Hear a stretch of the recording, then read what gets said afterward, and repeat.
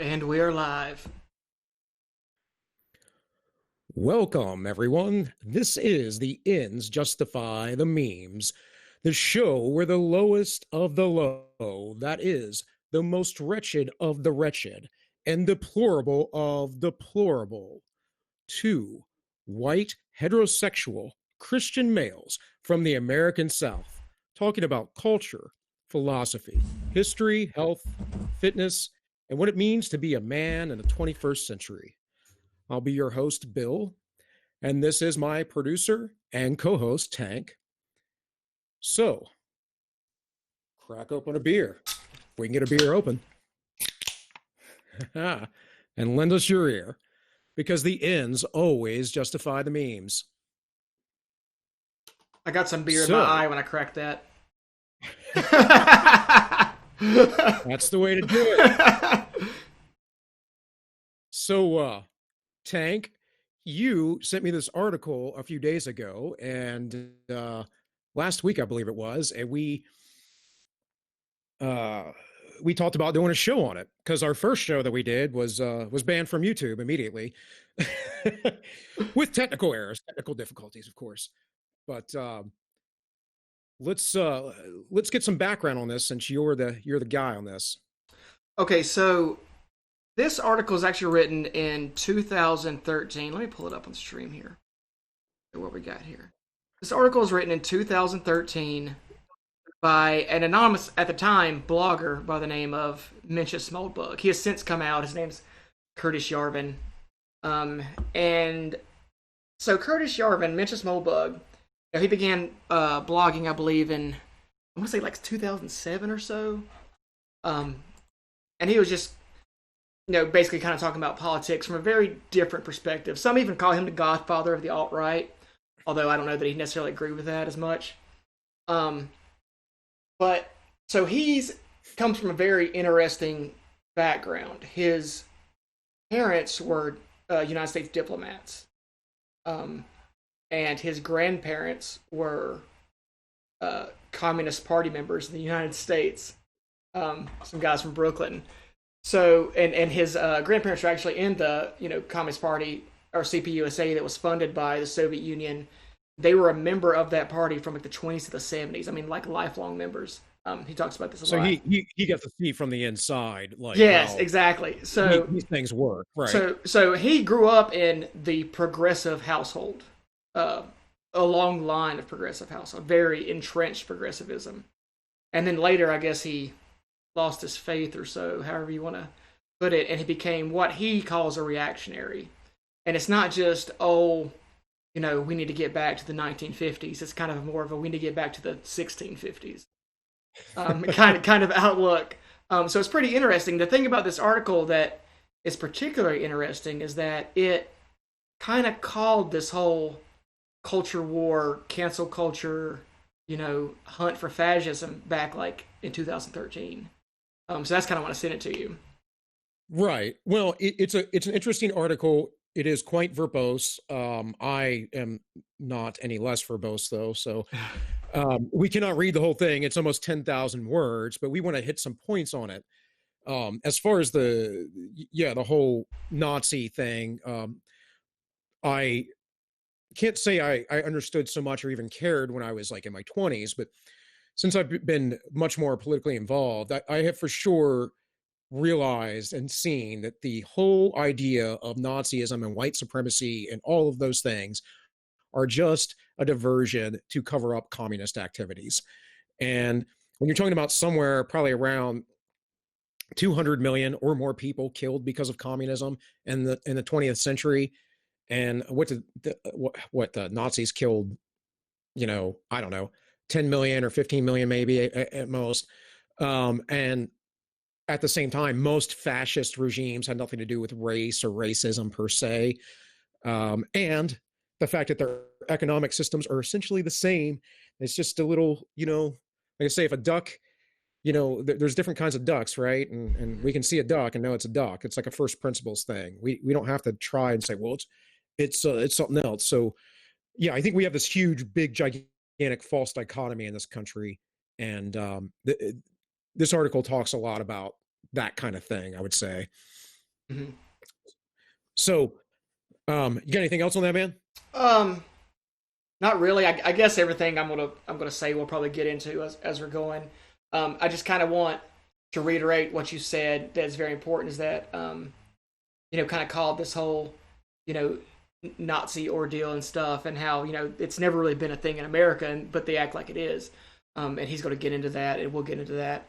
And the main line here that I like is you defeat a certain thing like an ideology like fascism. So you defeat fascism, but then you act like fascism is always around the corner at the same time. So it's a very smart way actually to run your propaganda campaign, but we'll get into all that. Right. Well, people are easily manipulated. Let's read a little bit of this, and so I'm going to try and stick with my notes here because, like I said, this is just a huge article. Um, but we'll start with from the very top here. It's with mixed emotions that I see the Brown Scare starting to really rise up and kick ass in my own dear field of hackerdom. The enemy at last in view, huge and hateful, all disguise cast off. And he says Brown Scare, or dare I say, hashtag Brown Scare. But what else to name America's ginormous, never ending, profoundly insane witch hunt for fascists under the bed? So I that the idea of the witch hunts particularly awesome that we're going to get into here. Um, for there's nothing new here. At the height of lame, doomed Red Scare, the Brown Scare was 10 times bigger. You may think it was difficult making a living as a communist screenwriter in 1954. First burp. Oh, yeah. Got to break that seal, man. Got to break that O ring. It was a lot easier than being a fascist screenwriter or even an anti communist screenwriter. Same thing, right? And as any pathetic last shred of real opposition shrank and die off, the scare only grows. So that that sentence or paragraph alone is interesting in that, oh yeah, anti-communist screenwriters the same thing as being a fascist, and that's always the part of the false dichotomy they always bring up. Um, he's about to get into this guy who is a blogger, Pope Hat, and he kind of is rebutting some of the stuff that Pope Hat says. I don't want to talk about that particularly so much. People can read this article. We will link it. But I do want to go down here to um, where it says update with eerie, beautiful, historic fidelity, and Neil Dash channels, red channels. And there's a quote here. There was also a pretty dogged pitch for this film, which will get all kinds of warm hussies from the intersection of atheists, pacifists, communists, and Jews. It was pretty amazed that he went for it. He flat out said that he wants his film to be funded and wasn't sure if it be possible after all of his. And I replied that it's realistically wasn't going to happen without the say so of someone like me. And I wasn't inclined to give some producer the nod on this. On reflection, I'll be explicit. If you're a producer and you invest in Dalton Trumbo's film without a profound, meaningful, and years long demonstration of responsibility from Dalton Trumbo beforehand, you're complicit in extending the film industry's awful track record of communism, and it's unacceptable. So that I believe is some quote, obviously, from someone trying to get a film through, and I don't know. Okay, Do you so want to elaborate on? yeah, so what this is when he was talking in the Popat article, which we don't have to talk about, but basically Popat was saying, um, you know, you can have your free speech or whatever, but it's there's social consequences, and he Right. refers to this back in the day, during what they I guess the precursor even to McCarthyism.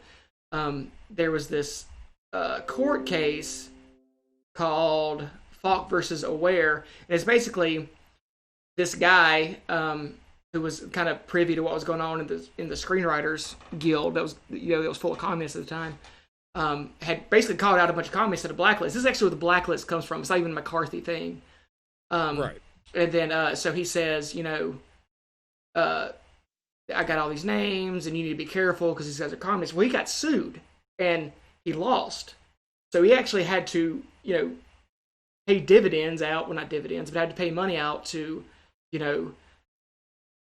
basically for calling people communists. So kind of the idea that Moldbug's getting at here is that you can say that, oh, it's just you might have free speech, but there's consequences. Yeah, but it's serious consequences, and there actually are political consequences that translate to material consequences, not just someone canceling you on Twitter or getting rid of your Facebook account.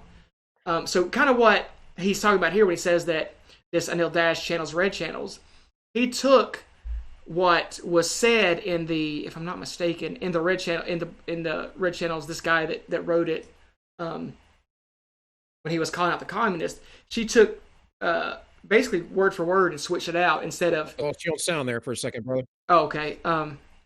So this red channels, this Anil Dash, he switched it out. So this article that was written about Pax Dickinson, who is this guy who was on Twitter back in the day, like I said, it's from 2013. He said something spicy that we'll get into later, and basically he was canceled. And what Moldbug has done here is taken this quote from an article about Pax Dickinson and why it got canceled, and taken out Pax Dickinson and put in Dalton Trumbo's film, which was a pro-communist film, basically. Right. Well, that's what I was going to say. Trumbo was a known Hollywood director who was essentially, big pro-communist at things. For people who don't know, McCarthyism had nothing to do with Hollywood, by the way. It was only people within the U.S. government. And people will argue, well, you have the right to free speech and other things that are legally protected. Well, yes and no. You don't have the right within the government to subvert the government. That's called treason. Now, there's very specific laws on treason, but as the general understanding is that it's treasonous. And it kind of reminds me of, you may or may not know who General Smedley Butler was, but I know because I was a Marine, and they drill a guy's name into your head because he had won 2 Medal of Honors, one of which he basically held off, I think, 1,000 Chinese during the Boxer Rebellion with a machine gun by himself. But anyways,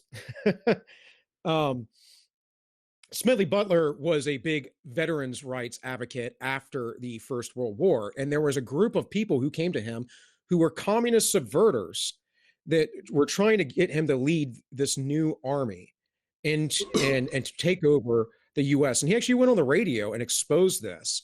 Now, the names I don't think ever came out. I don't know who was behind it, but it didn't really matter because at that point in the government anyways, we were already going very left. We were already getting progressive. We were already leaning toward the fascist side. And again, I will always say fascism not having anything to do with race, but fascism having to do with the political economic system.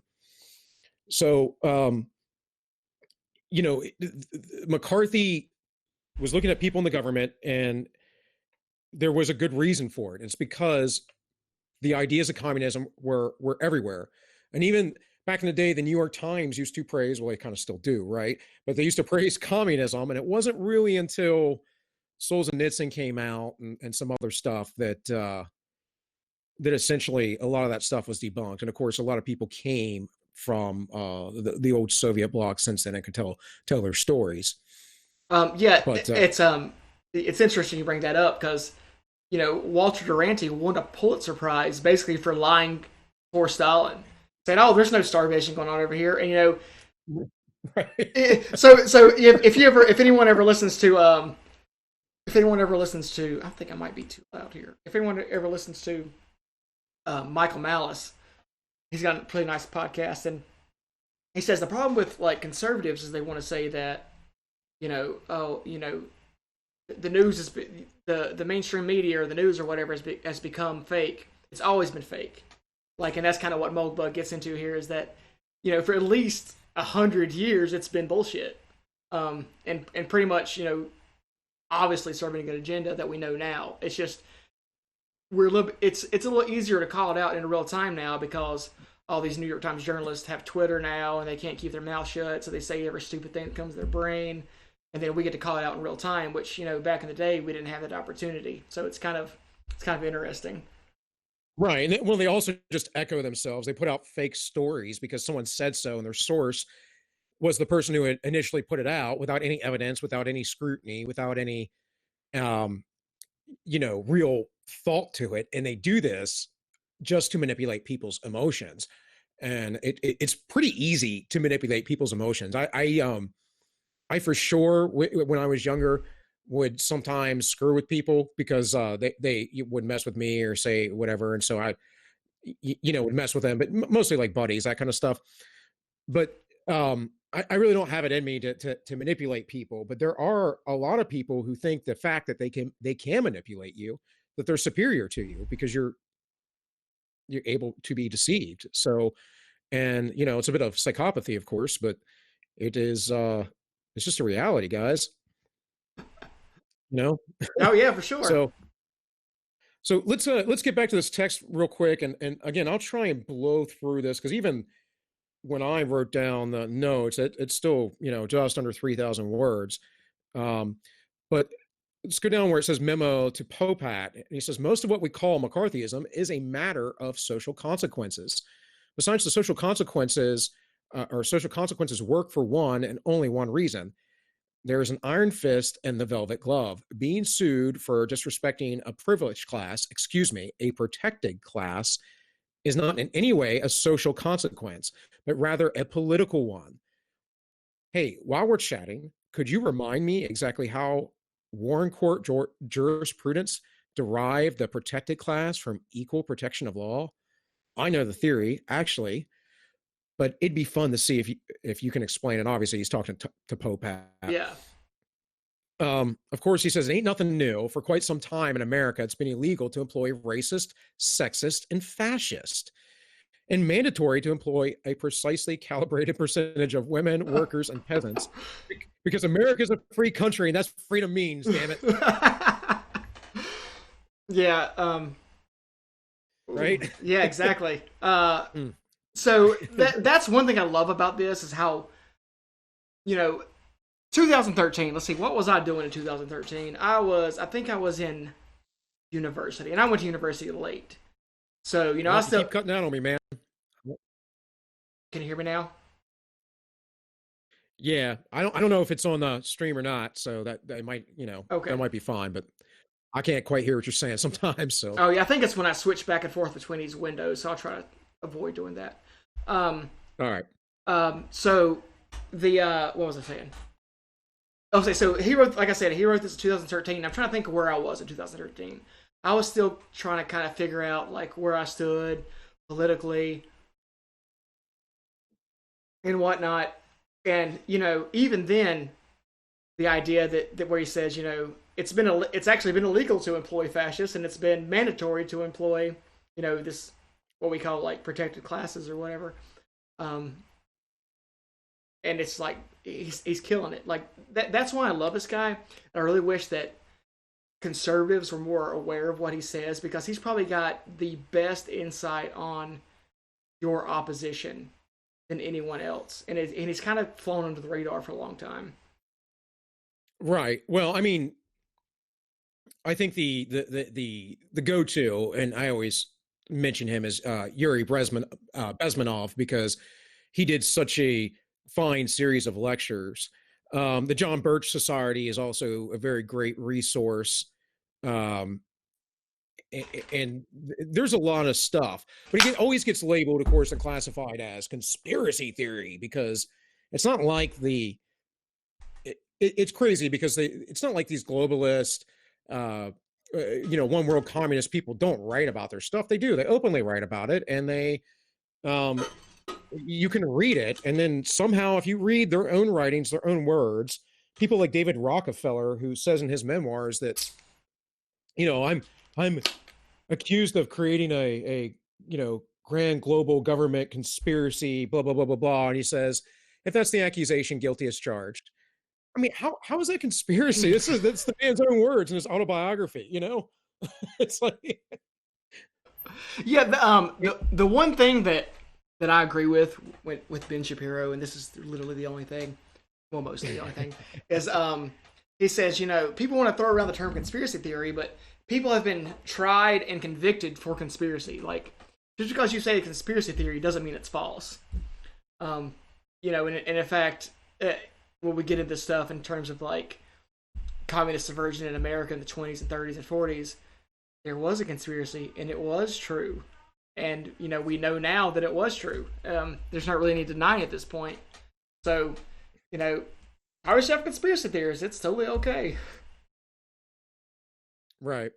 Well, let's get back to this text real quick, man, because I thought this was funny too, because we see a lot about tech now, and of course, everything's gotten very PC, um, PC culture, and interestingly, and intersectionality, and all this has grown. And I remember as a very young kid, I was kind of already, I was just into political stuff. So back in the day, in the early '90s, I used to watch Bill Maher's Politically Incorrect when I was in middle school or something like that, and or maybe high school. Um, Before that, I used to watch 2020. I really liked John Stossel back in the day, but I was seeing a certain narrative. And in the early '90s, there was this kind of idea that we were kind of getting over race.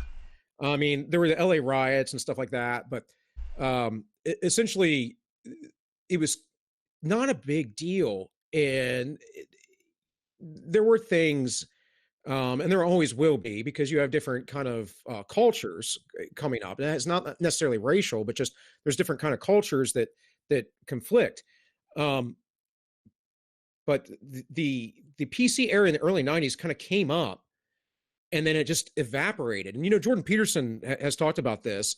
Um, One of the things I think one of the reasons why it was though is because we still had even though the media was propaganda then, it was still much more honest, at least the mainstream media, and it was not run by five corporations either. You know, there were still some more smaller private uh, investments. So it's really interesting, and I think people also were also a little bit more connected still to ideas like anti-globalism and all. When George Bush came out and he started talking about the New World Order, most people didn't pay attention, but he's said it dozens and dozens of times. And then Clinton came along and he backed off and kind of acted like, well, we're not going to nation build, we're not going to do this and that, even though he still was involved in things. And it wasn't until Bush and Afghanistan and Iraq and people started kind of waking up, but then it went away again because of the financial crisis. And after that came the resurgence of the political correct movement. And so I bring this all up, bringing it back to the text, because you were saying that this was in 2013, and this is about when it started rising. A lot of it had to do with big tech. So he goes on, he asks a person in Google, he says, but technologically, defined broadly as anything new and cool that happens in California has been in practice exempt from those restrictions, talking about the restrictions of having to hire specific people by race and gender. The elite, especially a protective elite, always enjoys a special level of tolerance. I once asked a Googler which population from his unscientific experience alone does Google employ more of, African Americans or Serbs? And he said, you must be joking. Google, of course, claims the fact that it would rather hire out of East Bosnia than East Palo Alto is a competitive trade secret. Well, I suppose. Curiously enough, Apple, Yahoo, and Oracle share the same secret. Haha. Is that a secret to you? It's not a secret to me. The Goog once you start lying, there's really no end to it. For one thing, even if your enemies ignore lying, defensive evasion, and other telltale beta behaviors, they still own you. They're just, excuse me, they've just decided not to eat you just yet, maybe in the hopes that you're still getting fatter. So it's interesting that he brings that up in that they had these certain hiring practices. Um, and now as they're more and more in the limelight and they've gotten bigger and the whole communist coming socialist movement is on our heels, that they're embracing it, and right after like the George Floyd died and like the riots and all, I was one of the first things I think my wife and I, we wanted to watch a movie. We turn on Amazon and it's just a list of like black movies and all this. I'm like, come on. Like, I don't need this shoved down my throat, guys.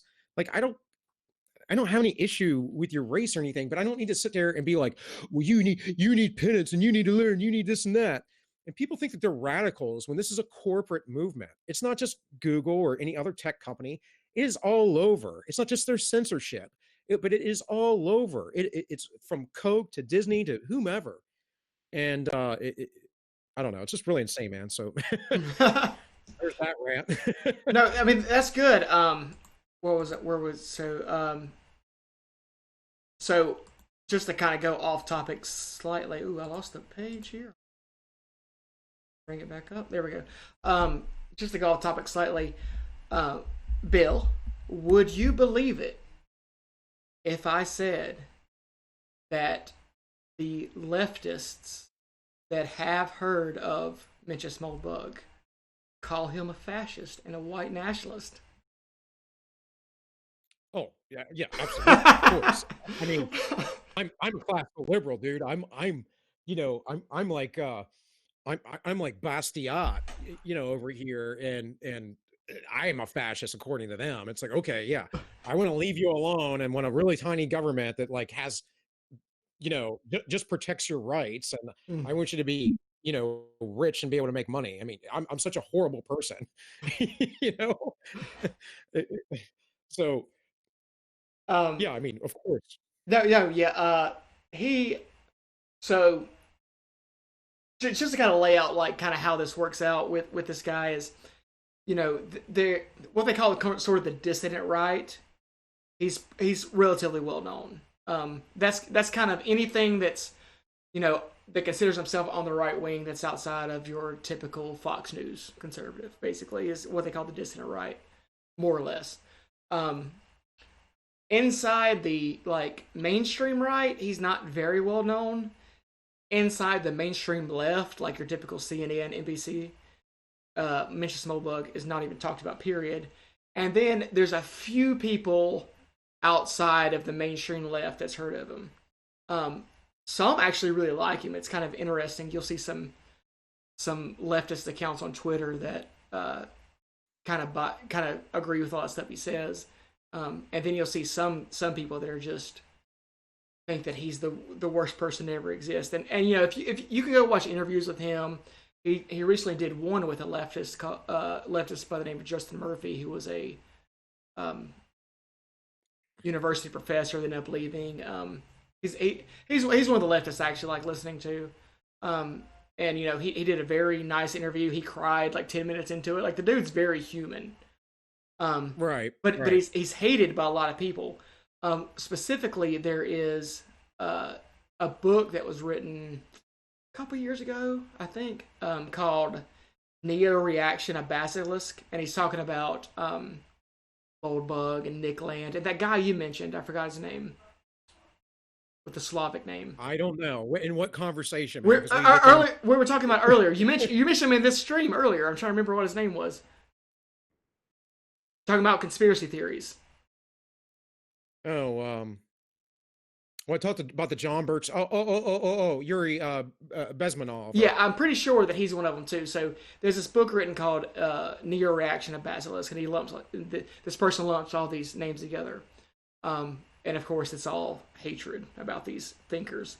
But just to give you a little bit of background about the author of that book, Neo Reaction of Basilisk, is that when it was written, the author's name was Phil something, I forget, and now that person's name is Elizabeth. So that's the kind of people we're dealing with here. Yeah, yeah, yeah. Well, I mean, look. I mean, people, they want to do what they want to do, but like that's another tangent. But essentially, I'll say this: people like that have deeper spiritual issues.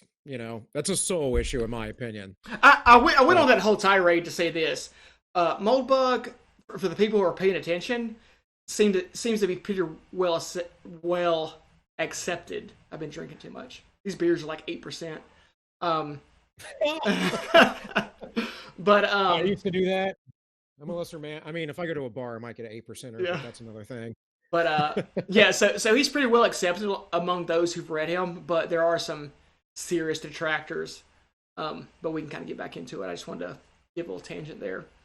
Yeah, yeah. Well, look, I mean, the right's not going to accept it because the right is infiltrated with neocons. Neocons, of course, are, for anyone who doesn't know, are essentially liberals that came over to the right, to infiltrate it, to propagate war.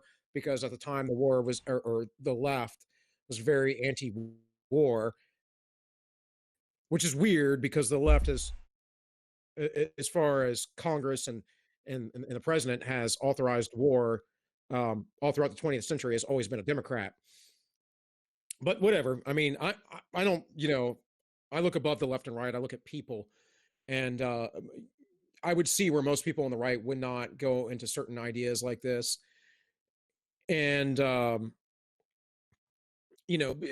people on the right are just they want to be left alone, and they want to live in a constitutional society that has good protections, strong military. Now you got a lot of war hawks today, but I think that's going away, and slowly it's going away. But you have a lot of that, and then you have people that want a good solid police force, and they generally just want to be left alone in a very prosperous, advanced society. So it's funny because all the communism that we do have, it's interesting that because we have this weird balancing act that we seem to be doing so well. Of course, the dollar is on the edge of being collapsed, but that's another story we can get into another time. But let's go down to where it says starts talking about the witch hunt. I think I had it marked as paragraph 13 here. I said it's actually not hard to explain the Brown Scare. Like all witch hunts, it's built on a conspiracy theory. The Red Scare was based on a conspiracy theory too, but at least it was a real conspiracy with real witches, two of whom were my father's parents, the nicest people on earth as people. I like to think of them as worshiping Stalin, but worshiping that they thought Stalin, or what they thought Stalin was. Sorry, I had to do an adjustment here. Um, Moreover, the Red Scare was a largely demotic or peasant phenomenon to which Americans' governing intellectual classes were, for obvious reasons, immune. Because power works and culture is downstream from politics, real politics at least, the Red Scare soon faded into a joke. Interesting that he says that. Wondering if he was a fan of Andrew Breitbart's at the time. He was, yeah. I think that link was. I think he. Because I don't. essentially Breitbart. Yeah, I don't know. I don't know that he thought that. I don't know if he's a fan of Breitbart, but I think he recognizes that particular line is pretty poignant.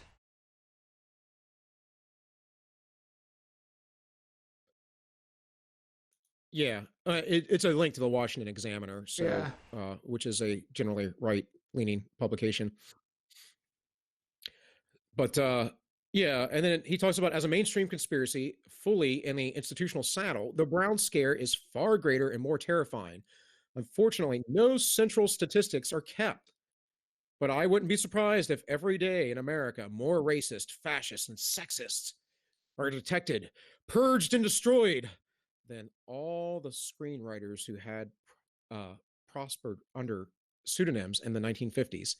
Indeed, it's not an exaggeration to say that hundreds of thousands of Americans, perhaps even million, are employed in one arm or another of this ideological apparatus. Cleaning it up will require a genuine cultural revolution, or a cultural reaction anyway. Hey, Americans, I'm ready whenever you are. The logic of the witch hunt is simple. It's hardly changed ever since Matthew Hopkins' day. The first requirement is to invert the reality of power. And this is a really like salient point he's making. He for sure.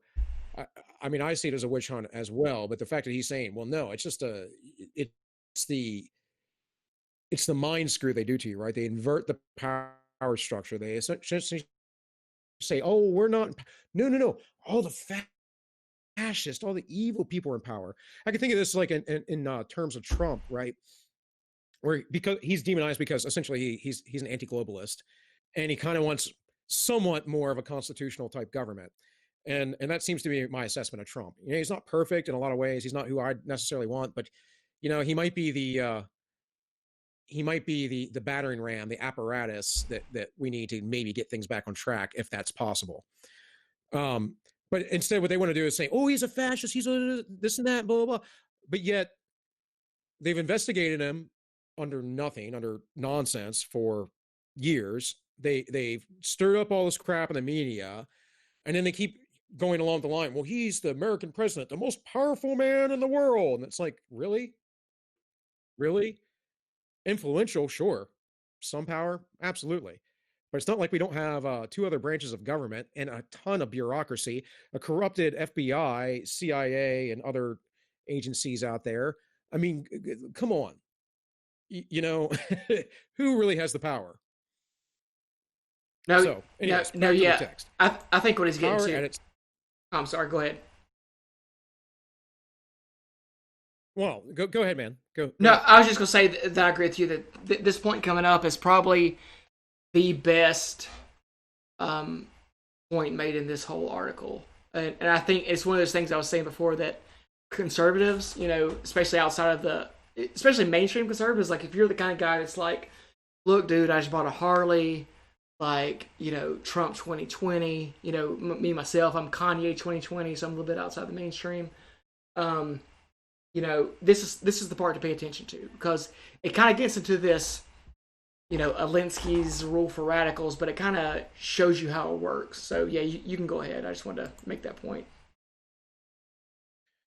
Yeah, yeah. No, I mean, obviously, like rules for radicals is important to understand if you're wherever you are on the spectrum or non-spectrum or whatever. As long as you're, excuse me, as long as you're anti-communist, you're certainly someone I can talk with. In fact, you know, I was on a river float this past week and I was talking to people who are a little bit more hippie-ish, but we actually discussed that, and they're like, "Oh no, I don't, yeah, I don't, you know, I'm not for the communists." And it's really interesting now because in the sort of counterculture now, from what I see, as far as maybe the hipster types, a lot of them are capitalists. You know, they just have those resounding uh,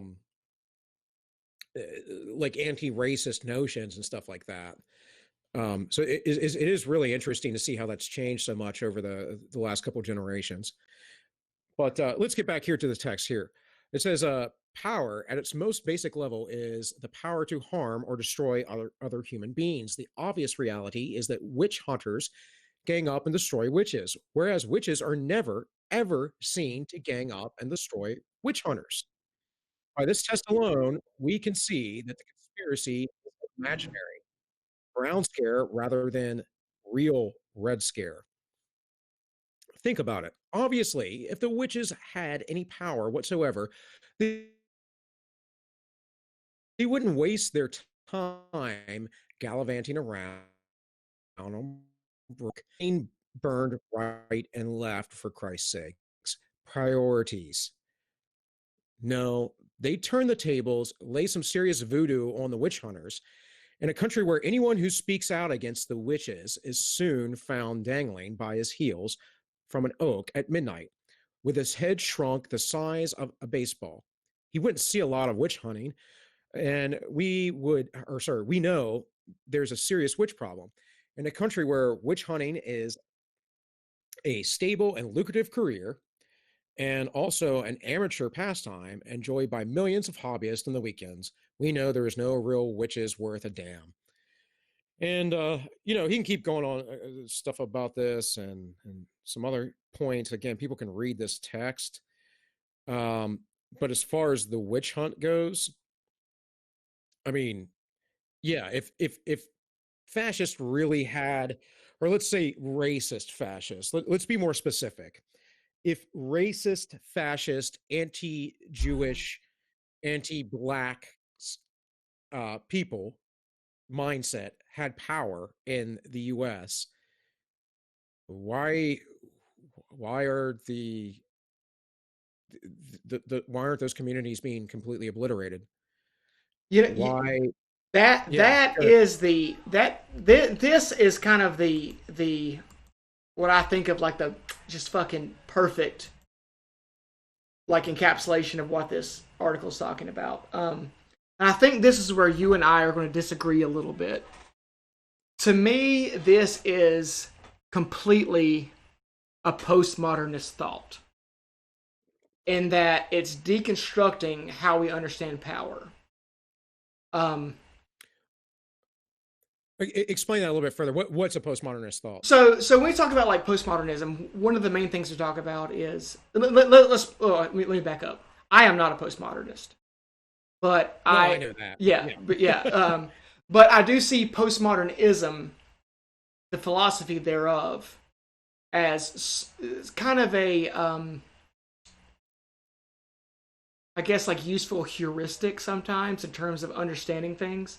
So the main thing the main thing about postmodernism, the way I understand it anyway, I'm not a smart guy. I'm drunk and I'm on a podcast.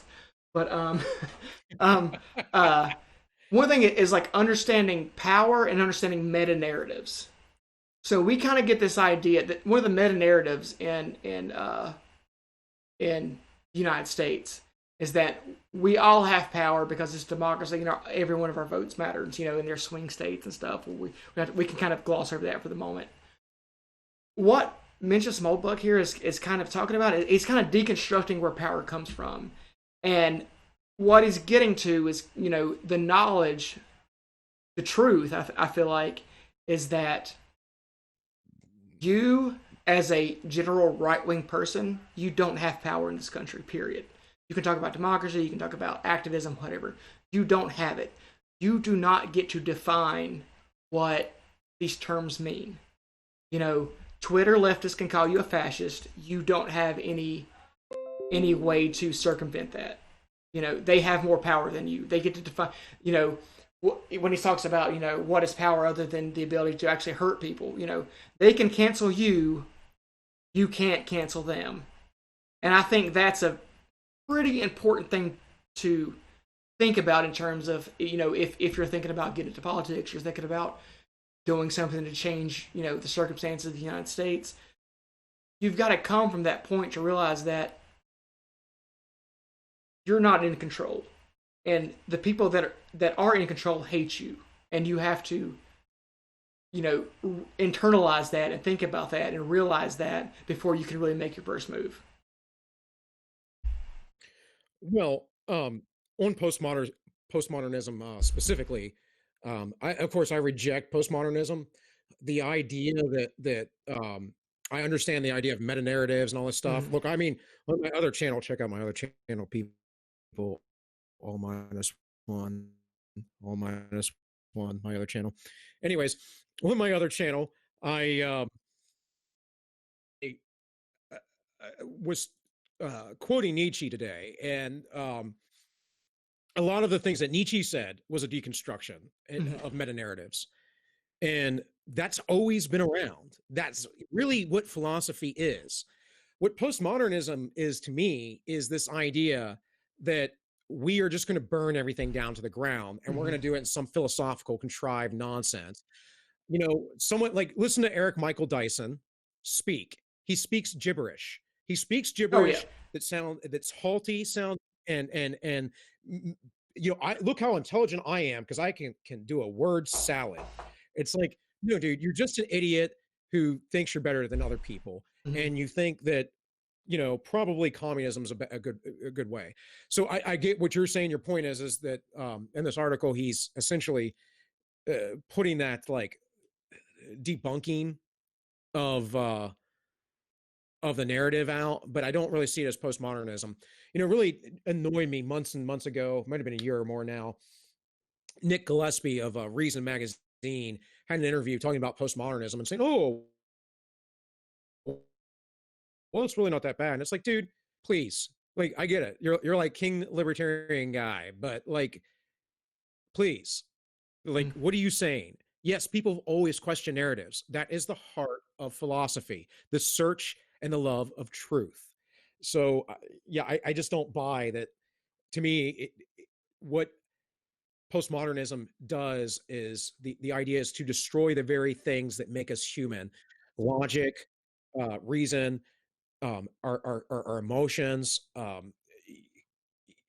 very human nature. Like there's no biology within postmodernism, and it's also that we can reconstruct ourselves as if we're the blank slate that never existed, that's been thoroughly debunked by science. And their narratives will then go further and say, well, that science is racist because it's part of the power structure, and that's all it is. Mm-hmm. That's everything to them. It's about who has power, and it's just a weapon. It's just a weapon where guys like Derrida thought up of so that they can impose their dumb, retarded Marxist viewpoints. And anyone out there who listens to me, you're an idiot if you think Marxism is a good idea. You really are. You want to evolve yourself. Like if you want to go live off in the woods or live on a farm, and have a little commune, I'm cool with that. But you can do that within my ideal system of government.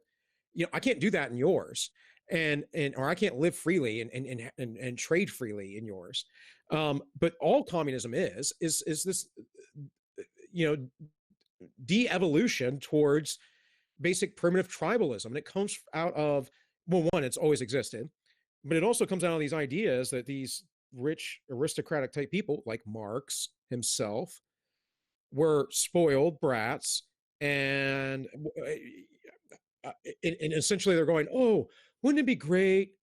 It's like sitting around smoking too much pot and going, oh man, wouldn't it be great if like there was a place where we could go and people could just trade and just like exchange things and get stuff. And then Stan goes, yeah, it's called a town. I don't know if anyone's ever seen that South Park episode, but I mean, that's like the reality of it, guys. It's not that hard. This idea that you can't have property, that people like trading sexual partners and stuff like that, like people don't get naturally jealous and they go, well, that's a problem with you. It's a problem with you. No, it's not a problem with you. You love and you care about somebody. Why would you want to share them with somebody else? It's Yeah. like No, no, it's stuff like that. no. I actually I agree with everything you're saying. I think the distinction I draw is that, like you say, like a lot of people have been questioning meta narratives for forever, Nietzsche being one of them, and I agree with that. Right. And that's the thing for me is like I don't consider it postmodernism at its base. I don't consider a super big brained idea. Like we all we all do this. We all say maybe that's bullshit. The the thing for me is that I kind of draw a distinction, sort of. I'm still kind of figuring out how I feel about this, but I draw a distinction, sort of, between postmodernism and postmodernists. Like you can say like, I've grown up my entire life and I've been told that democracy is the greatest system in the world, and I see where maybe this is bullshit. You start questioning that meta narrative, but somehow people, yeah, but somehow people take that and say, since liberal democracy is bullshit, that means that gender didn't exist until the white man came. Like it just gets like way out of proportion. Right, but and at the same time, though, is at least in the United States, we're actually not a liberal democracy. We're a republic, Right. And that's a huge distinction. We haven't kept the republic, but the founders knew. Again, on my other channel, all minus one people, all minus one, check it out, like, share, subscribe, that thing. Anyways, shameless plug number 2. I'll probably have a third one in there by the time we're done. But when John Adams wrote to John Taylor, and he talks about this. A lot of the founders talked about this. They knew better. They saw it. It happened in ancient Greece, and there became a tyranny. It happened in Rome. There became a tyranny. It happens time and time again. For them, the closest one that had happened, the French Revolution had just happened right after they started their own form of government. So there's really, I don't know. Like I'm not a fan of democracy per se, and How democracy. What's up? I was so say, how little of a fan of democracy are you? Like it's and like, would you be willing to live in a society that Like, would you be willing to live in like an absolute monarchy? Potentially, but honestly, man, I'm like, although I'm a suburbanite currently now, the older I get, and of course, some of this goes back to when I was younger, being in some field craft and stuff, and I was in kind of like a Boy Scouts church organization back in the day. Not that I did too much with that, but always enjoyed camping, being out. You know, I was an infantryman in the military. I spent the first 60 days or a little bit more probably of the Iraq invasion, like out in the middle of nowhere with not a lot, just, you know, my company, which is not a ton of people, most of the time just my platoon.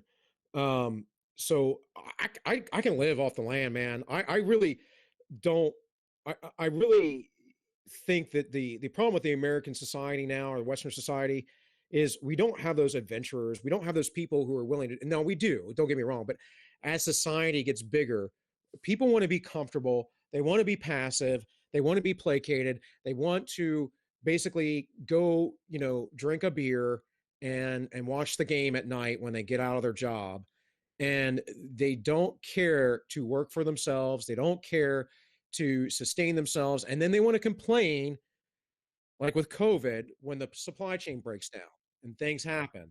You know, it's so potentially, yeah, I'd be willing to live under a monarchy, but it would be a matter of am I free under the monarchy or not? Because if we're going to go back to a serfdom or something like that, then I'm just a slave again. Just like I'm a slave under socialism, and just like I'm a slave under any sort of system that has some sort of tyrannical control. Hmm. I think the meta narrative that we're talking about here, and like just to answer the question, so I'm forward with what's going on. I have no problem with the absolute monarchy, and as a matter of fact, I kind of Well, see it. yeah, Yeah, I kind of see it as a we know from our conversations, but for anybody yeah, watching, right, yeah. For anyone who's watching, right, like, and I think what Cenk is a monarchist, people. He wants to be your king. He's going to rule over you. I'm not going to be the But king. I'm not near competent no, enough, but I'm with Moldbug, and some of the other stuff he talks about kind of gets into this, but you know, the meta narrative here, I think, kind of what you brought up is this idea of freedom. Um, so it could be argued, perhaps, that you are more free under a monarchy, even if you are considered more free on paper under the system we have now. So, like for instance, you have the First Amendment. Our First Amendment is enshrined, at in the Constitution, so to speak. Um, you can say this, you can say that, or you can question authority. Well, let's take it all the way back to like a monarchy. Let's a historical monarchy. You own some land in, I don't know, Britain or whatever, and the king lives a long way away. And, people get in kind of this mindset. They're like, oh, you live in a monarchy, you can't question the king, or you might get your head chopped off or some shit like that. I mean, you could, you question because the king's not going to hear it. The king's not going to be there to be like, he's not going to overhear you say, you're disapprove of his rule. Whereas in the society we live in now, if a New York Times journalist, catches wind that you made a meme critical of, the current status quo or whatever in terms of, our society now, you could lose your entire livelihood. You know, um, well, no, I've made this argument before with people about monarchies, and that most people did live free in the countryside, mhm, but it depended. I mean, it really depended. And the other thing, the issue with the monarchy is you absolutely, if you get a bad king, you get a tyranny. mhm, If you get a bad lord, you often get a tyranny, mhm, and it happens very quickly. Um, I think one of the best systems I've ever seen historically was in early Scandinavia. There used to be this great article that I had years and years ago, way back in like 2010 or something, and I have no idea where it's at now, that discussed the essentially the almost anarcho-capitalist system within Scandinavia during like around the 10th century or so. So they had people who were in charge and had power, but they weren't quite monarchs. They weren't of that kind of prestige, and there were I also really like the biblical example of the Israelites with judges. You know, not really having a king, not having anything else, but having just judges to arbitrate disputes. You know, and I get that there's a lot of petty disputes. In fact, part of this article talks about petty disputes later on. Offense. I would like to actually get to that. Um, so yeah, I mean, I understand. My brother-in-law is he likes the idea of monarchy too. I get it, Yeah. Okay. but think about you. Then you start having to think about, well, we can look at England specifically, the encroachment of the British crown onto Scotland and Wales and Ireland. And the Brits haven't had they haven't had a British king since I think something like the 10th century. They're all Franks is their lineage. So it's I don't know. No, no, you're right. I mean, don't get me wrong. I'm not here sitting here to say that like monarchy is the perfect system or anything. I just think it's interesting to consider. I mean, I remember being a kid in like elementary school, and they're like, oh, democracy and everything's great, and we all get a voice in our society and shit. And I'm like, but I would rather not have a voice in society if some random, like New York Times communist couldn't destroy my entire livelihood. But we don't have to talk about it anymore. That's the problem though, because Yeah. that New York Times communist has a certain amount of power and authority that they shouldn't. Our problem in the US is mainly bureaucracy Mm. and I hate to say this because I'm not an elitist, but dumb people. Dumb people who don't think, who are pacified by their cake and their circuses, you know, and that's going Mm-hmm. on forever. And that's the thing is it's a historical thing. We can look back over the education system. Who is it? Was it Scarlett Iserby or whatever? She talked about this. She did a actual like government commission on this about how they were dumbing our educational system down. Um, I think that's her name, but I might be mistaken. Um, but there are just numerous accounts of this. We know that the more the government gets involved with education, the worse it gets. Of course, when I went to school in the 80s and 90s, it wasn't the worst, but I do remember being taught things like, oh, communism's actually a good thing. It just hasn't been tried right. And it's like, yeah, no. and um, you get like what you get start to get into the progressive era, and you learn about the robber barons and the big giant monopolies. But then if you read history, you understand they weren't as terrible as you would think they were. I'm not saying they didn't do horrible things, but they also enriched a lot of people, and I don't mean upper class people. I mean poor people. Standard Oil, for instance, made basically whaling go out of business because people didn't need whale blubber to light their candles, or sorry, light their lamps at night. They now had petrol fuel, and they made things like they learned how to use the byproducts, like and made things like Vaseline, which you use in all kinds of stuff. Um, so they're yeah, the only real monopoly, I'll go with the old tried and true libertarian stance on this. The only real monopoly is the monopoly on force, and that's the government. And that's the thing I'm always worried about. And Americans just don't pay attention to that because we have this Prussian school system that teaches us how to be um, good little nationalist soldiers within the workers unions and all this stuff, and it gets dumbed down year after year after year after year. And my wife and I are talking about, I have an older daughter, and she's very, very bright, but she hates the way the school system is. But my wife and I talked over and over again about when we have children, which we're in the process of trying right now, that we're probably going to homeschool them. And we're talking about moving to an area that's quite remote and nice. Don't get me wrong, but quite remote. And And like I said, I like that frontier life idea. Yeah, That's true right. freedom, man. Yeah. You know, Well, that'll be something we get into in our, we finally decide to do a show on Ted Kaczynski and ecology well, I'm and not stuff. going to go full Kaczynski or anything like that. Like that's a little um, bit much, but yeah, that being yeah. said, we've been streaming for about an hour. I have to pee because I've been drinking a lot of beer. Do you want to take a little break and we'll come back? Well, you can go pee. Mhm. I will read some of this Okay. stuff from Plato real quick because I kind of wanted to get into this, Okay, go ahead. and then we can wrap up after that. No, we can keep going after that if you want to. I just want to. I just have to pee. Hey man, we'll go for it. I might have to take a pee break. You might need to read. I'll say What's up? if you want to, I can What's just up? I can just I have a like a be right back screen that I can switch to and we can come back. Up to you. I'll go ahead and read, man. You've read this article a dozen times. Okay, yeah, go ahead and So, read and I'll go pee and I'll come right back. all right. All right, thanks. So, uh, so Tank's the producer. So he has this. So you won't be able to follow along if you're watching this or if you watch it later.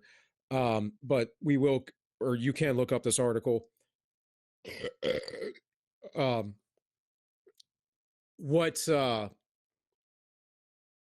what I'm going to read here is a little bit further down, and it's from Plato's Dialogues, and he essentially says, Gawker may not know Plato, but Plato knows Gawker. And of course, he's talking about the internet uh, website. Now, I editorialized this for time, so I'm going to read from my notes on this. And essentially, Plato speaking, he lives from day to day, indulging the appetite of the hour, and sometimes he is lapsed in drink and strains of the flute. Then he becomes a water drinker and tries to get thin. Then he takes a turn at gymnastics, sometimes idling and neglecting everything. Then, once more, living the life of a philosopher. Often he is busy with politics and starts to his feet and says and does whatever comes to his head. And if he is emulous of anyone who is a warrior, off he is in that direction, or of men of business, once more in that. His life has neither law nor order and is distracted existence. He terms joy and bliss and freedom. And so he goes on. So a lot of this is what we've been talking about.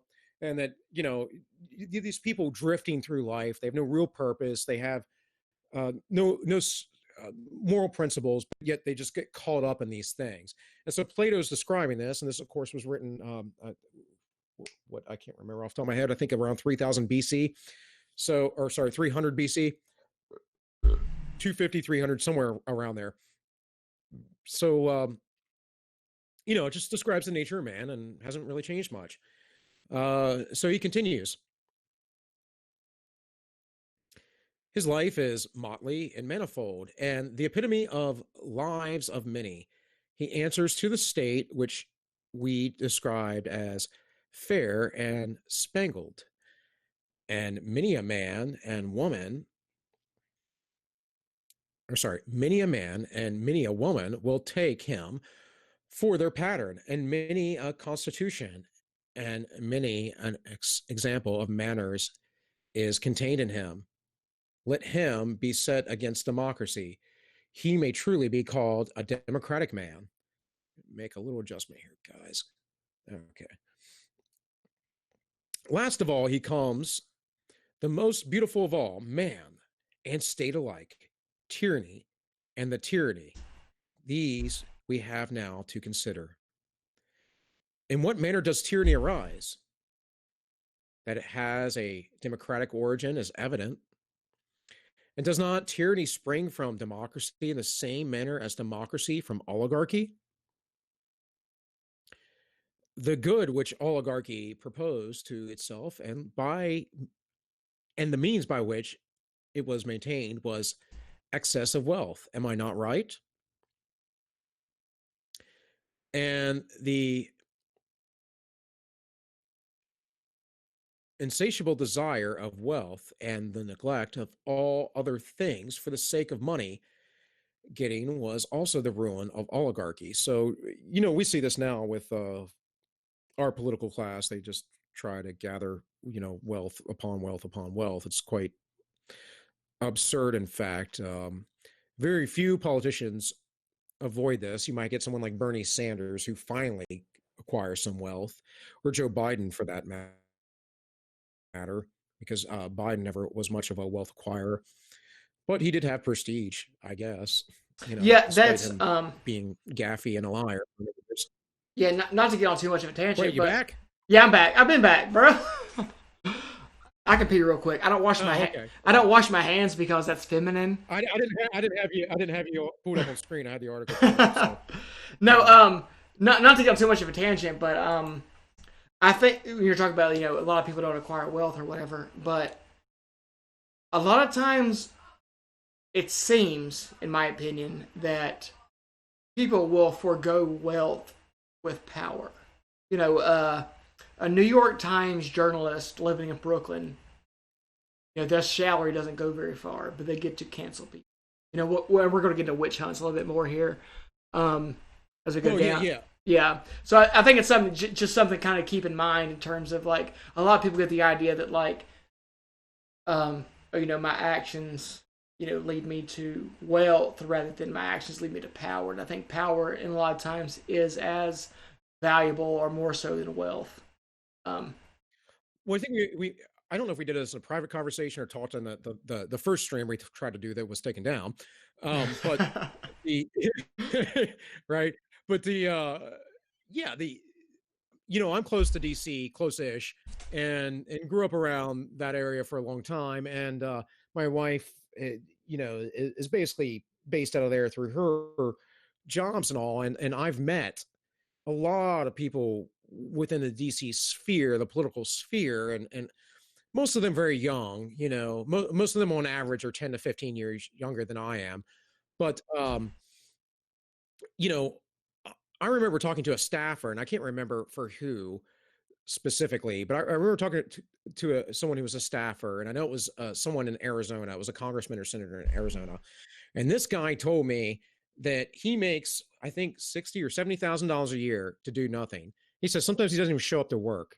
He said, it's he's like, I don't really have much to do. I don't do anything. He's like, it's just like whatever. Um, and another person that I know, not really well, but I do know, I've met with in person, is Lauren Chen, or otherwise known as Romy Millennial. And she did a internship with Paul Ryan. Now I kind of despise Paul Ryan because Paul Ryan's a neocon, but she didn't understand that. She was young and she was naive, and then she got inside and realized how stupid, crazy the system actually is, at least down in the swamp. So um, I would certainly agree that there is a hunger of power. It's like someone like Nancy Pelosi. Like, what, she's got all the money in the world. What is she really in the government for? Right? That's a power thing. yeah, not to get on too much of a tangent, but I went to DC one time, um, and it was right after I got back from China. I went to China in 2015, and I came back, and I went with my friend to DC. He knew some people out there. We actually went to what they call Old Town, I guess, like Alexandria or something, so like a neighborhood close. Alexandria is on the Yeah, east side. Yeah. yeah, that's Yeah. it. So we stayed there, but we went to DC. It was on July 4th too. He was like, "Hey, we're going to DC. I'm gonna talk to a bunch of people I know," and I met all of these people that he knew in DC, and they were the worst people that I've ever been in contact with. I'm like, oh my god! Like they all worked for like DC. They all worked for the federal government. They were all awful. The dog just came in. He wants to be pet. Um, Most of the people I know are on the libertarian right, so they're depending. I mean, they're very free minded and they're right, young, but at the same time, I wouldn't call them horrible. right. But yeah, the swamp is the swamp, dude. Right. Like, Yeah. I mean, it was more of a culture shock for me than it was than any country I've ever been to. Like I went to Nicaragua like 3 months ago, and it was less of a culture shock than me in DC. But I'm just a Southern man, from the United States, so I don't read very good and all that, but you know, I was just I like, don't read too well. I don't know about all them words and numbers and shit, but here I am. Um, so I was just like, I never want to be around you people ever again. But they were there because they liked the power.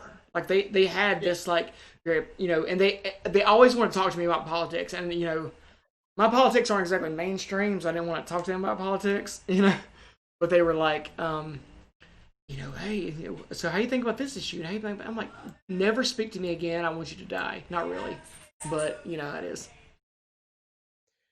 You'd be surprised. I mean, it depends. I spoke to someone at work. I was at a party down that way in on the 4th, and I spoke to a RNC staffer, and she was like, like a very lovely girl. It was actually a girl dating a friend of my wife's. My wife used to work with, and by the way, my wife, for anyone asking, she doesn't work in politics, guys. She works for nonprofits. So, um, but the this girl was like, everyone probably hates me here. And I said, I think you're in good company. And I started talking to her, and she was very real. And I was like, what do you think about Trump? And what do you think? And she's like, she said she mainly worked with the youth. And I was like, well, I started bringing up globalism and all these issues. And she's like, yeah. She's like, and I hear this a lot. And I'm like, oh, well, that's refreshing to hear that someone younger, this attractive girl who does talk to, because you kind of need that for recruitment, right? Mm-hmm. Like, who's talking to the youth, gets out and is like talking about real issues and not the stupid like false left right dichotomy that the reality is that we are in sort of an oligarchy, right, where it's the neocons and the neolibs, and they direct everything. And it's the same reason why the neocons won't condemn harshly the extreme leftists in the US. And it's just it's a sad thing, and people aren't willing to say anything or speak up or do anything about it. Mm-hmm. But I could go on with Plato, but actually I just wanted to read that while you were gone. And I mean, he goes on, he talks about basically the way these people are, that um they don't have any grounding, more or less. And because of that, they're easily carried away by ideas, and they'll let liberty disappear, and essentially allow tyranny to take over. And let's go down a little bit further. Let me get that out. Hell yeah. Let me get down here. Uh, That's a pretty weak one, actually.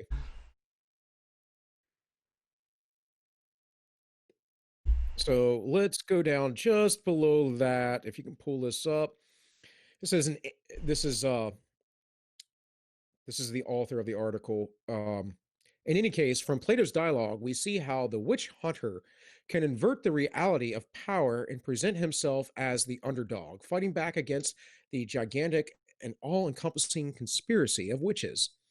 This fantasy is expertly constructed and appears quite real to the casual observer.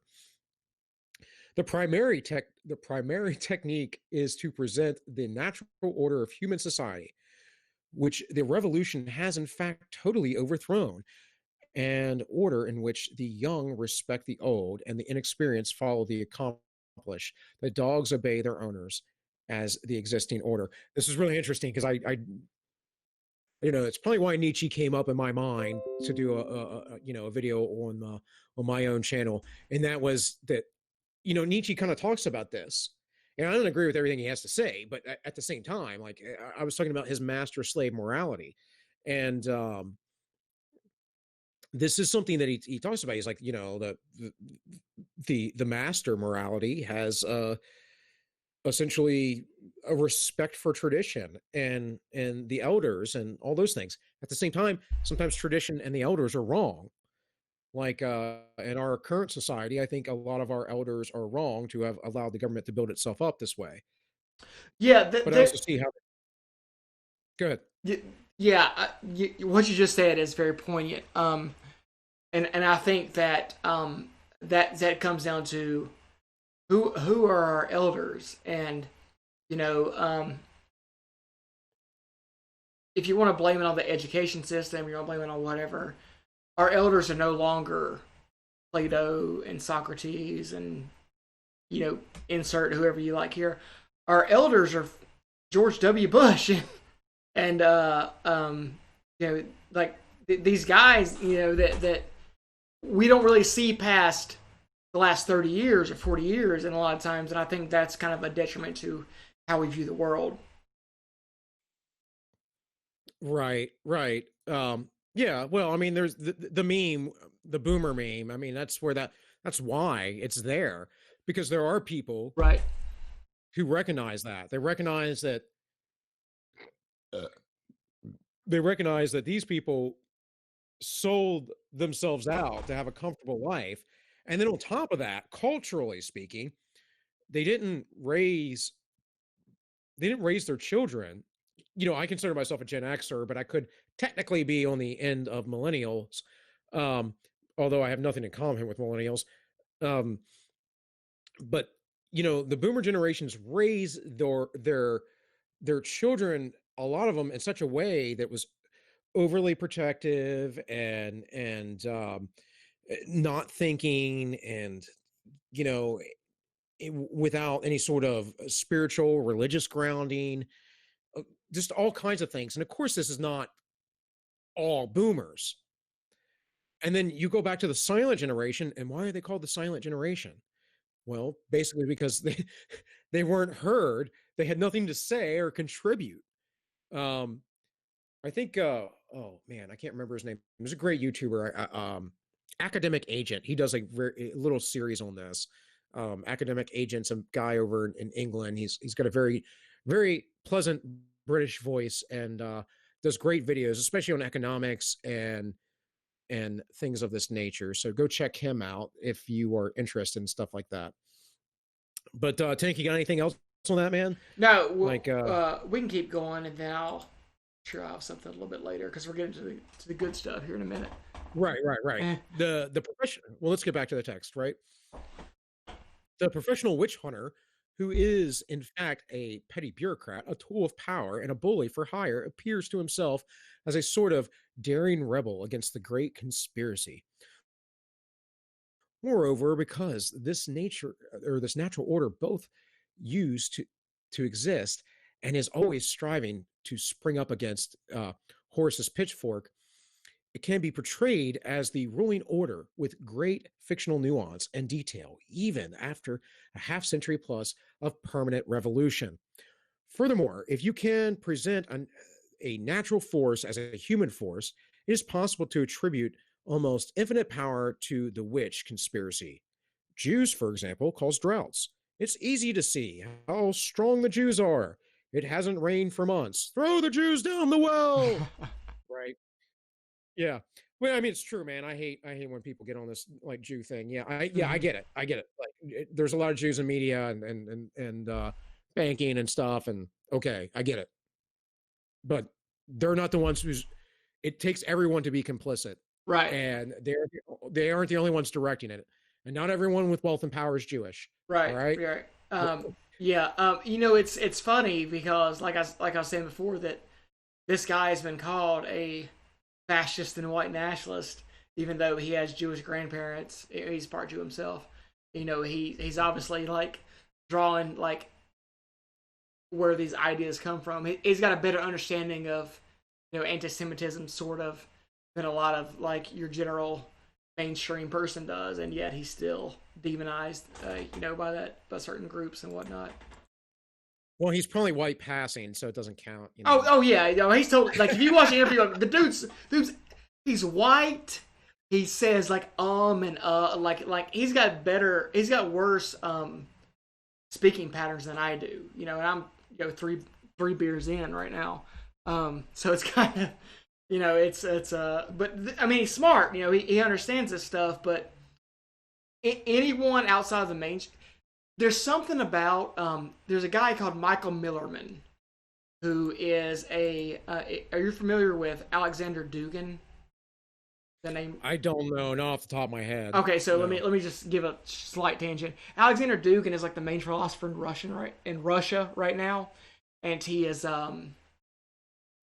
he says what he calls the fourth position, and it's so on your metaphorical table you have the ideologies you have is capitalism, communism, and fascism, and he says that you can actually scoot those to the side and have a fourth position that borrows from all three, and this is the main philosopher in Russia right now. That's kind of their sort of informal philosophy in terms of worldview. He's hated by a lot of people, by the way. Uh, Michael Millerman is a American dude who studies Dugin, and he was basically canceled when he was studying his master thesis because he was translating works from Dugin,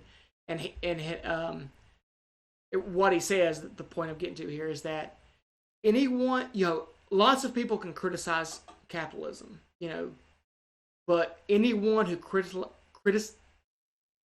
sorry, I'm 3 beers deep. Anyone who criticizes capitalism from the right is like immediately turned off.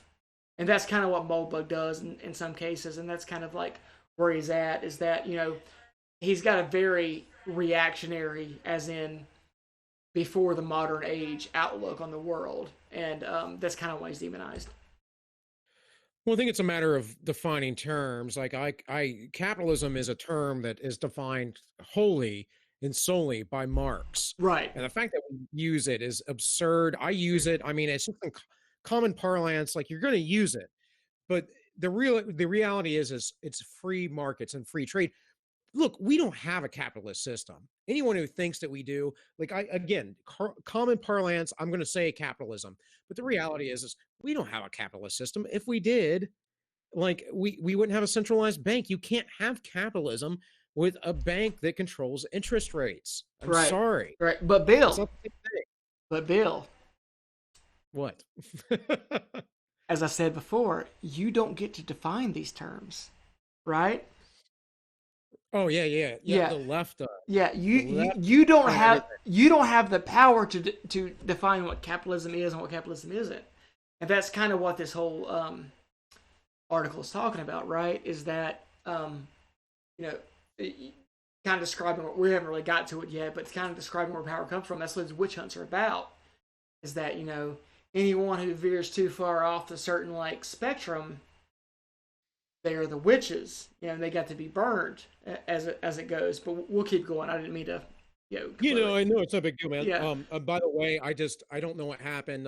The entropy was cycling, and I tried to reset it, and I can't get it back up. Don't worry about it so much. We're still running on D Live just fine, as far as I can tell. So, Okay. Cool. I haven't got any updates yet, so we'll see. well, again, not a huge deal. Right. Entropy is just for mainly to manage chat, and unless we're going to get a bunch of chat, which I don't see that happening on D Live because no one's probably watching us. Right. It's whatever. We'll upload it to YouTube. We'll get an audience eventually. Okay. I'm gonna try and talk to Matt later, so we should sign off here around also around 8:30 ish, Okay. which we're coming up on in about 10 minutes. Okay. So let's get back to this text a little bit. Okay, so I'm gonna scroll down. We're gonna he talks about his daughter. Okay, when the witchfinder can attribute the consequence of meteorology, biology, or any other department of reality to human conspiracy, there is no limit to the proto divine authority which the witch cabal then assumes. To rebel against it seems almost as daring and hopeless as the rebellion against God Himself. How romantic, how empowering. Smash the great conspiracy of differentness, without which we could all be gloriously the same. Throw the Jews down the well. A great technique. But like all propaganda methods, it wears off. Most people, most of the time, especially in the old, worn out post democracy like our own, are extremely tired of politics, political philosophy, conspiracy theories, and the like. It's not exactly that they disagree with the party line, but no longer excites them. It still excites a ruling minority, of course, and quite vociferously indeed. The Gawker comment threads, like those of every other party line board, are full of amateur bullies who derive great apparent pleasure, if not profit, from piling on. What the bully needs is to provoke mild approval from the vast majority of ordinary, decent people who don't care about politics or power and are really not involved with the game at all. And this is very true. Like most people just Mhm. aren't aware. They don't understand. And so they're being told a certain thing. So it's like Black Lives Matter. You come up with a simple slogan like that. Well, of course, black people matter, right? But what is it really about? What's about, I had an old friend of mine post something the other day on social media, and it was like, oh, if Black Lives did, and I was actually surprised that he would post something like this, but he was like, oh, if you think Black Lives Matter, if you keep bringing up like, black on black crime, you don't understand what's about, and you're probably a racist. And I'm like, dude, seriously, come on. So then I linked him to some old like, I can't remember the name off the top of my head, some old book, written back in the 50s by a black guy who was in the Communist Party in America who left, saying about how they're trying to subvert America through the black community because they are, and they have been trying to for a very very long time, and that's what Black Lives Matter is really about, people. And you know, police brutality. If it was a movement of police brutality, it would be End Police Brutality. That would be the name of the movement. And I'm all for that. I'm all for having a less militarized police. I think we need a better trained police. I don't think we need to defund it. But most people just they don't know. They're not crazy like me and subject themselves to 8 or 12 hours of news a day, which is insanity. But I assure you, I'm getting it from various different sources, so I get a pretty good perspective.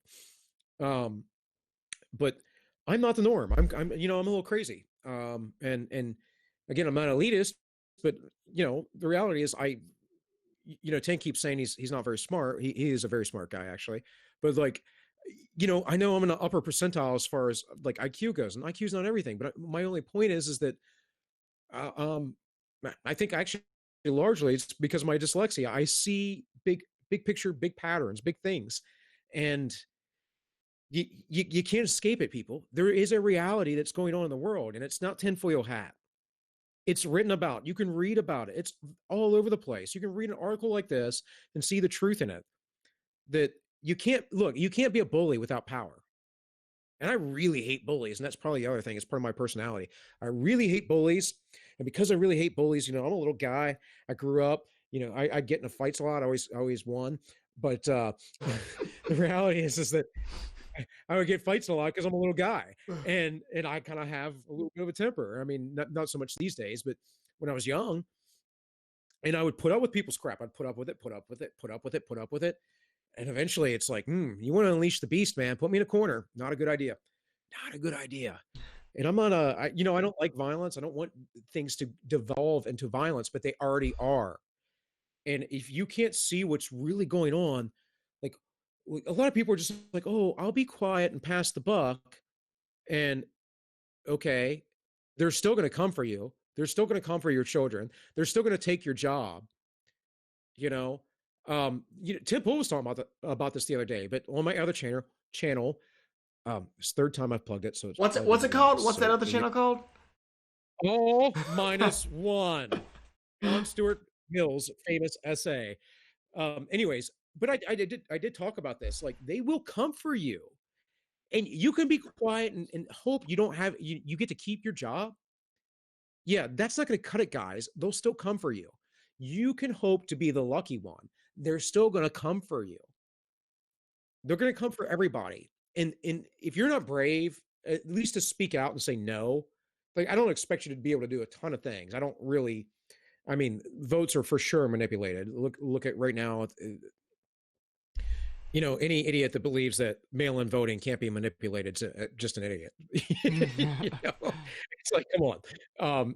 Any idiot that's like, oh, voter ID. That's racist. You're just an idiot. You think black people aren't able, or any minority, let's say, can't get an ID. So you're basically a soft bigot. Mhm. Like, I, yeah. I mean, anyways, Um, j- j- went full on tangent there, man. But yeah, you're good. You're good. I don't know that we're gonna be able to wrap up in the next 5 minutes. So, are you cool with going a little bit longer? yeah, we can. Let's get done. Well, can you read for a minute? Because it's my turn Um, to pee now. well, yeah, go ahead. I'll kind of get back to where we're at. If you want to go, What bullies need is to provoke mild approval. So it's below the point where he's talking about his daughter, okay, yeah. What the and one is? Okay, yeah. I got this. If you want to go pee, I'll take care of it. all right, get it. What the bully needs is to provoke mild approval from the vast majority of ordinary, decent people who don't care about politics or power and are really not involved with the game at all.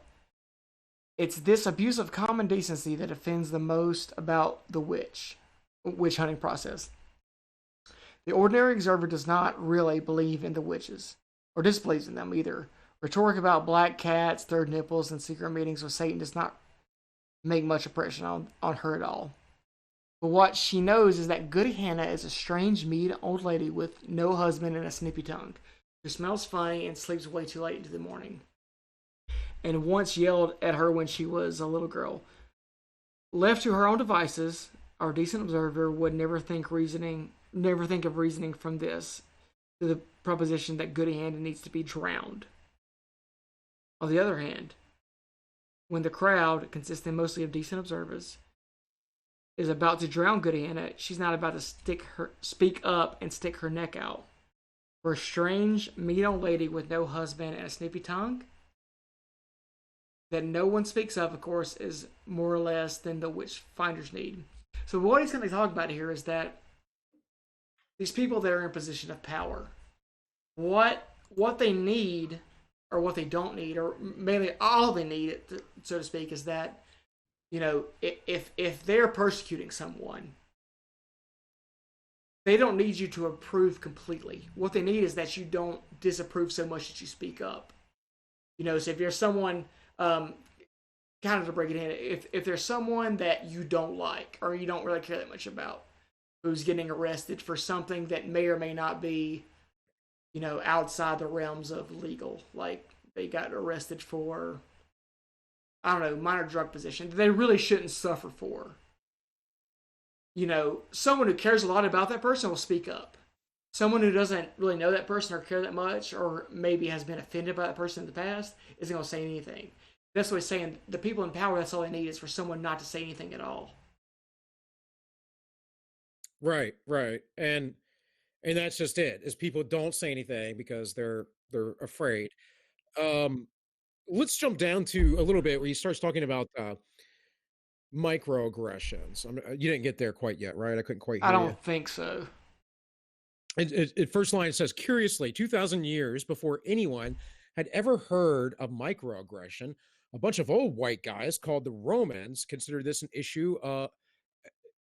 issue and concluded, excuse me, guys, I haven't taken Latin for like 20 years, but de minus non cruta lex. Literally, the law does not concern itself with trifles, or metaphorically, no. No, it's not, and should not be illegal to be an asshole. Think about the logic of a world in which it is legal to be an asshole, or at least in which one is liable for being an asshole.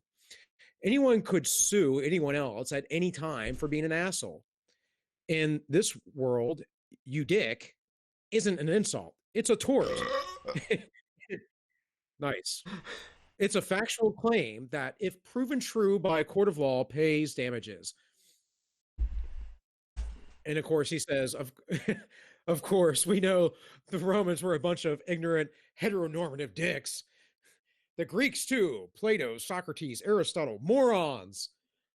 And then he goes on, how far we've come. But really, why shouldn't Sapolsky be able to sue Mr. Hand? He's talking about Fast Times at Ridgemont Highs. If any millennials are out there listening who don't know, Great how movie. dare you? Yes, yes. How dare you? All right. How dare you? I need a sounder over here. Oh, we don't need it. I'll do impersonations. It's How fine. dare you? So he says, "Who really was a dick? He, or sorry, who really was a dick? Wasn't he? Why should anyone be allowed to be a dick? Why should that be okay in a tolerant society to be a dick? A legal system in which insolence is a tort has never, so far as I know, been tried. In general, sages and jurists for all the world and time have agreed that though it is not nice for people to be not nice to each other, the desirable goal of enforcing universal sweetness and niceness is simply not one within the reach of human jurisprudence. For one thing, the courtroom process relies on witness testimony, and even with eyewitnesses, it is often difficult to establish who hit whom. Imagine a lawsuit between two people, each of whom accuse the other of being a dick. But who were the only people in the room? It's preposterous. No, clearly the problem is giving dicks their just reward, which is neither jail time nor monetary damages, but simply social exclusion. Is best left to Popat's social consequences. So again, he's getting about back to Popat, but the point being, right, is that if you're a jerk to people, and I know jerks because I used to work corrections. I also used to date crazy women quite often. So and I don't mean like guys joke about women being crazy. I mean women that have cluster B personality disorders, like very very not stable people, and they, like a narcissist, for instance, they'll move on because once people figure out that they're a narcissist, they have to move on. So they're constantly jumping from person to person to person to have their needs fulfilled, but they can never stabilize any relationships because, in the end, they're a jerk. I know that's not, you know, psychological term. It's not from the DMS and all, but that's it. In the end, they're a jerk. And people don't put up with that for very long. Eventually, they leave, unless you find a really broken person, which is what they seek after. You find a very broken person. It's another thing I talk about a lot is how broken our society is, and our society is broken because we're sitting there, instead of being tough and being like, you're being a jerk to me, and I'm like, okay, like get out of here, dude. I don't want nothing to do with you. Like screw off. And for me, part of my self growth was when I was a young man. It took me a really long time. I was like in my early 30s, probably about 32, before I really realized, partially because of my loyalty as well, I could just kick people out of my life, and that was cool. It's good. It's good for you. Don't put up with jerks. If someone's not enhancing your life, don't put up with them. Like you can give them chances. You can forgive them if they're being, honest and asking for true forgiveness. But otherwise, why put up with it? You're just hurting yourself. So, anyways, you got anything to say on any of that, man? Because I'm going to jump down a little bit more again. Where are you jumping down to before I decide if I'm gonna say anything? I'm going to jump down to in old Japan. Okay, yeah. Okay, so let me in old Japan. Okay, so what he's going about to get into, and I think is like super important for people to like internalize, Yes, is absolutely. that he's about to for a little bit of context for people that might not might be like 4 or 5 years old that's listening to this that doesn't that was alive here in the God. '90s or whatever. God. um, This is not a children's show, people.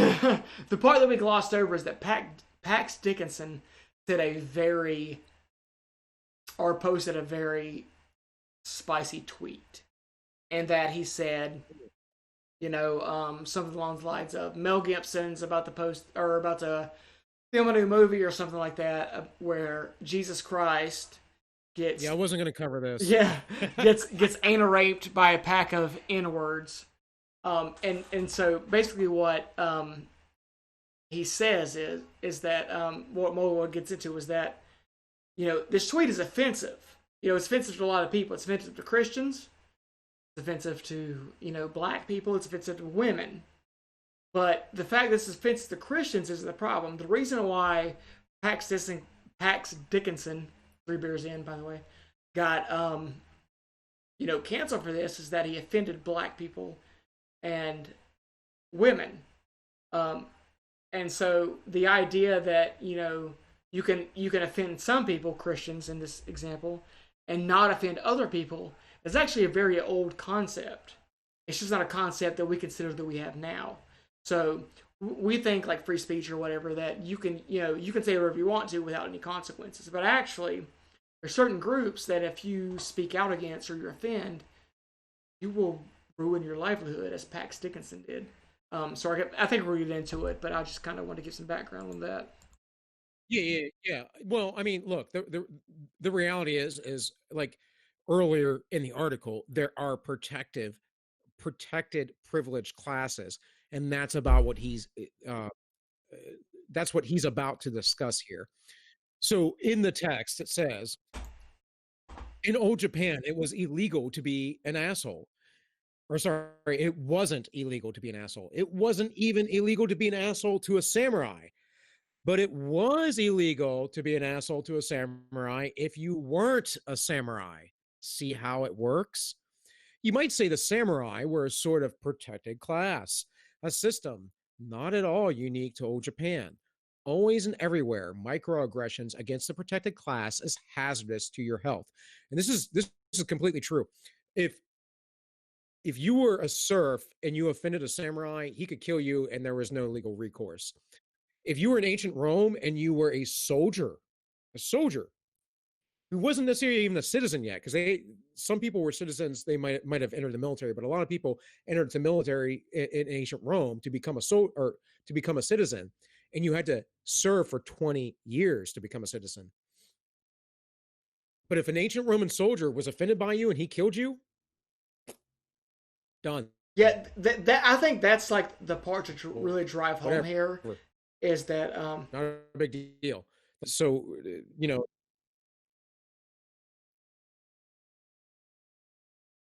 are you there?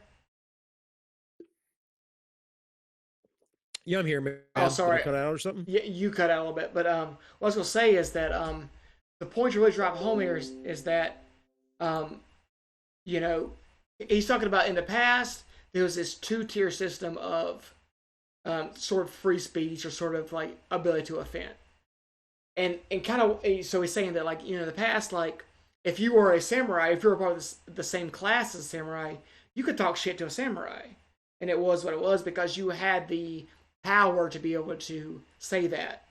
However, if you were a lower class and you talk shit to a samurai, you might get your head cut off. And the point here is that This look, man. I was just going to say this still exists in the West. yeah, that's what I'm saying. Yeah, This exactly. still Yeah, exactly. exists in the West. And Um, I'll tell you where it exists in the military. well, I'd go even further to say that it exists like right now, like as far as Pat Dickinson in this example is concerned, like he offended black You people. cut, Still there?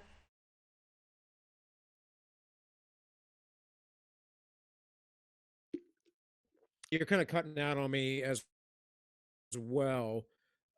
We definitely have protective classes, and Right. people need to realize that women, basically every class that is not a heterosexual Christian white male is you don't even have to be a Christian. You just have to be a heterosexual male. Mm-hmm. I'm not going to use that word they like to use that they made up. Um, you know, but that's the reality. And as I've said before, it's the same scapegoating white men for the problems of the world or white people is no different than a tactics used within Nazi Germany against the Jews. There always has to be a scapegoat. There always has to be someone to point to say, like, it's the witch hunt, man. Whatever the witch hunt is. There always has to be someone to point to and say these are the bad people. And the Russian Revolution, or the series of revolutions that happened, but it essentially in the Russian Revolution, It was the kulaks. It was the poor serfs that just finally got a little bit of land that they got to own themselves that were demonized. They were the ones. They were the ones that were the problem. You're talking about like not even middle class people. You're talking about very poor people that just had enough money to get a little bit of land to farm for themselves, and they were demonized. And it, when I talk to people, and I'm like, yeah, it's just scapegoating of white people or whatever, people of European heritage or white passing or whiteness. I mean, look at the anti-fragility stuff right now, or the white fragility stuff. I'm sorry, not anti-fragility. That's a whole nother thing. That's Jonathan Haidt. Um, the white fragility thing that's coming out right now. It's been around for a while, but it's getting really big. The whole idea is that no matter what, you're white, you're racist. I don't understand what the melanin in my skin. And I'm also, by the way, just for anyone, I know I'm white passing and I'm logical, so I must be very, very white. But for anyone out there wondering, I'm also just a tiny bit Jewish and a tiny bit Native American. So does that mean that I get those privileges, or is it like my Northern European Scottish ancestry, or am I also a tiny bit, Northwest African, just a tiny bit? But like, does that matter? Does any of that matter? It's just absurd. This is how people manipulate people who are easily manipulated toward power, and it's how they whip them up within to a mob type rule. But with all that said, man, we can go over this more and more, and he does get into one last thing that's important, which is the unqualified red pill. And it's like way down here. He says, I'd like to believe the red pill is unqualified reservations itself. You're not the only one that's had too much to drink. These are 24 ounces, man. I never get these. So I didn't eat enough before we started either. But there are a lot of blogs that get, 500,000 views. There are a lot of blogs that get updated. There are not a lot of blogs that get 500,000 views while not getting updated. So just a little bit of logic, but basically there are a lot of blogs. And there are a lot of blogs also that get updated, but it doesn't mean, essentially if you're getting 500,000 views, you're probably going to be getting updated, but just because you're getting updated doesn't mean you have 500,000 views. But one would have to admit that it's a pretty big pill. Keanu is going to be here all day, and he'll need more than one glass of water. Keanu! Everyone loves Keanu, right? Oh, I love him. No, yeah, right. I think I've chosen my candidate for the pill itself, and I'm going to stick with it. My pill is America is a communist country. And he goes on, he talks about the ambiguous nature of that statement. He kind of argues it and whatever else, but then he gets into proof of it. And I would say more, my opinion is that we're a fascist country, but I also would say that fascism and communism really aren't that different. I But mean, it's again, first principles, people. right? But again, you don't get to define that. So I think that's what Moldbug's doing here is he's realizing that since you don't get the privilege, quote unquote, to define what these terms mean, that he's using communism because it's something that will kind of like make sense among his readers because he's writing to a certain audience here. Right. Yeah, Understood. right. Completely. So like in America, like because as he gets into here, since the communists pretty much run everything in our society, we've been inoculated to fascism as a term. We think fascism is the worst thing in the history of the world, when really, it's a little bit on the, it can be debated if fascism or communism is worse. But people. Look, man. I mean, I think China is a fascist Mhm. nation. They say they're communist, but since the '70s, since Nixon, they've implemented their capitalist systems. But it is state controlled and run. Mhm. And if you really read about fascism, and that's the thing is, I'm not just throwing out some stupid ass opinion. I'm not just Right. sitting here saying I'm some uneducated guy that has no idea what he's saying. No, I know because I've done the reading, I've done the study, and I didn't listen to some ridiculous asinine professor that told me that, oh, the communism is capitalism, or sorry, fascism is capitalism. Right. No, no, no. No, I read the doctrines of fascism. One of the best books you can read is The Vampire Economy by Gunter Riedman, or Riemann. In any case, who was a communist living in fascist Germany. And everyone wants to mix in the race stuff. And that's the thing is that we want, oh, racism's bad, racism's bad, racism's bad. Look, I don't care if you're a racist, honestly. I don't think it's a morally right position to have, especially as someone who is a Christian. But like, yeah, look. Anyways, look, like it doesn't matter. It doesn't matter. You can have your own weird, crazy thoughts and ideas as long as you don't impose your crazy thoughts and ideas onto me. And that's the thing. And that's where the left gets stupid. They start getting stupid when they're like, well, if you let a thought out there that gets contagious and other people are going to know what the thought is, and then they might like that thought. They might too. They might also be educated. They might also decide that, hey, let me weigh this out. Like when I was like in my late 20s, like 29 or so, and I considered anarcho-capitalism for a while. And I had to think that through. I had to figure it out. And that's part of life, guys, is growing up and getting more intelligent, not just in an IQ sense, but more wise. And so that takes time, man. You have to let people figure it out. And the reason why I use on my other channel, this is number 4, by the way, all minus one is on my other channel. But the reason why I use that is specifically is because that's Mills's argument. And I don't agree with all of Mills's arguments, but his argument is essentially this. If one person is right or has an opinion and all others are against him, then they are no more justified in oppressing his opinion than he is oppressing theirs. And you might learn some truth from it. And without being able to conversate and have debates, we just can't get to the truth. And we saw this throughout medieval Europe, especially with the church banning the Bible and science and various things.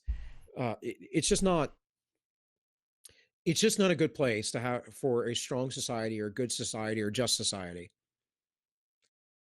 So with that, man, we should probably get out of here though. It's almost 9 o'clock. We've been on for about 2 hours now. Almost, yeah, that for sure. Okay. Well, with that, guys, again, this has been the ends justify the memes. And I hope you enjoyed yourselves. If you watch this later on, you have a good time with it. It's just two guys wanting to talk about the world we live in today, which is kind of crazy. And with that, please check us out. And Tank, hit the outro, bud.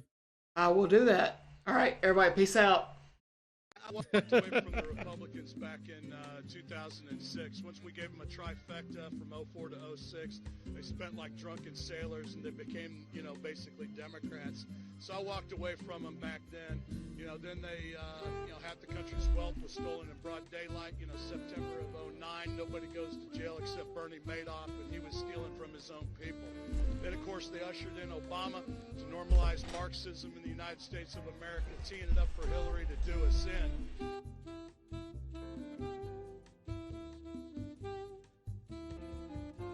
Thing is that, if you're going to burn down cities and defund the police, you're no friend of ours.